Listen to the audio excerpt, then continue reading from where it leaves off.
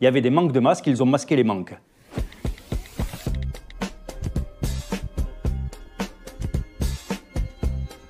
Le risque d'importation de cas depuis Wuhan est modéré. Il est maintenant pratiquement nul. Alors sur les retards, c'est assez simple et à la fois assez dramatique.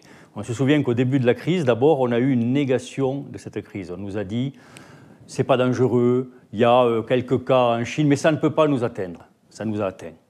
Quand l'épidémie est arrivée, on nous a dit « on est protégé, on a des procédures, on a des affiches dans les aéroports en chinois ». Ça nous protège. On a des ARS, on a des agences multiples et variées. On est protégé. Ça nous a atteint. Quand ça nous a atteint, on a dit on a des masques en quantité. On dispose de stocks de masques qui sont dans des réserves nationales, dans des pharmacies, dans des cliniques, dans des hôpitaux.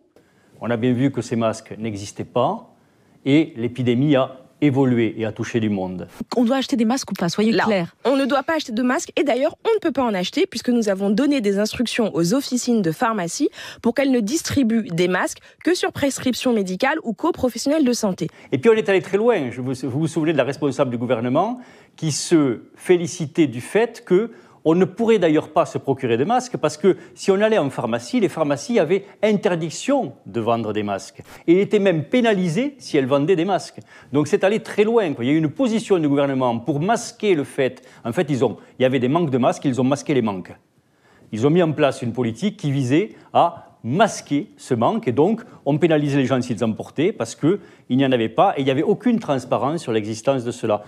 Si ce n'est qu'on le sait aujourd'hui, et nous on le signalait depuis le début, le mode principal de transmission, c'est l'aérosol et la gouttelette, mais beaucoup l'aérosol. Et donc, sciemment, en masquant cela, on a perdu du temps et donc on a contaminé des gens. Parce que dans cette épidémie, il faut quand même se souvenir d'une chose, c'est que rien n'est inéluctable.